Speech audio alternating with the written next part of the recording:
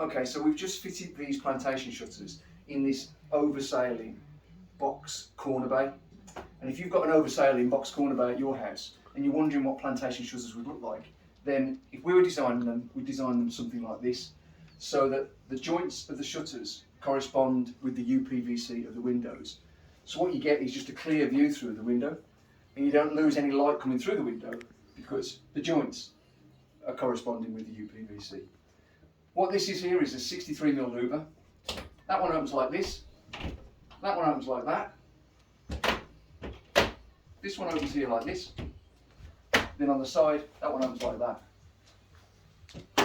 And it's the same on the other side. So there's no tilt ones on this.